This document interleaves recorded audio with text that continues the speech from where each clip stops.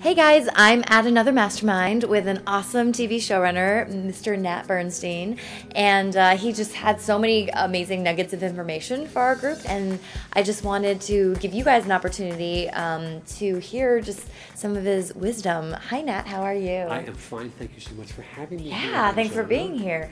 So let's talk about this, especially for women, and this sometimes happens for men, this fear of playing like a mom, or just playing, or always feeling like you want to play younger. Can you kind of address that and your perspective on that? Yeah, I think that for my purposes, I wouldn't hesitate, especially if I was an actress, to go out for the right kind of mom role. We know that in today's world and to all the content that's out there, moms are getting younger.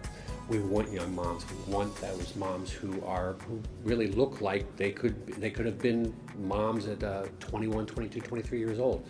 So don't hesitate. Make the choice if you're comfortable. If you're really not comfortable playing someone that you think you cannot play, well, then don't go in. But I wouldn't hesitate, because even if you come out of that room and they say, gosh, he was a little young, or he was a little too young to play a father of a teenager, let's say, you've hopefully done a good enough job that you'll be remembered.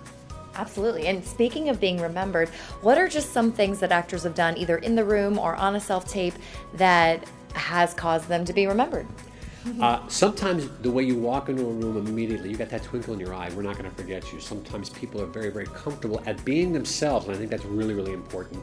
And they're just naturally charismatic. However, there are often times, besides the most obvious, which is talent, and really being prepared with the material, sometimes it's about the way you look, the way you dress, the way you do your hair, the way you, I mean, there's so many little things that I have cast people simply, all things being equal, I've cast them by something that struck me, a piece of clothing that they were wearing, a hat that they were wearing, shoes that they were wearing.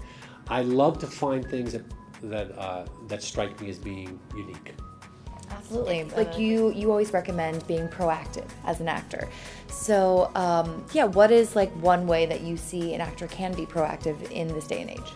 Well, the first thing you can do, most certainly, and I'm not saying suddenly, create something that's going to cost you an enormous amount of money, because the financial burden is I think, too much.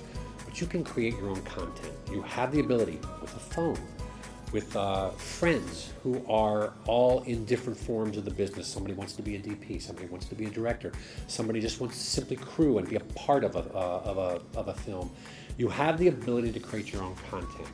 One of the things that I would love to mention is that I actually recently did something as an actor I totally forgot about, which was written by two wonderful young writers.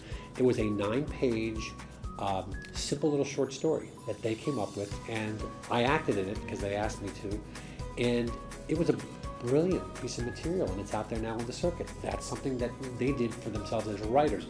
Actors the exact same way. Can we watch it somewhere? Yeah, I gotta find out where you can. I know I have a copy of it. It's kind of wild because I haven't seen myself act in a long, long time, but it was really lovely. Awesome, awesome. Can you speak to, you mentioned, yes, one thing could be the way you dress, but in terms of like surprising someone and maybe yourself, can you speak on that in terms of Sure. your auditions?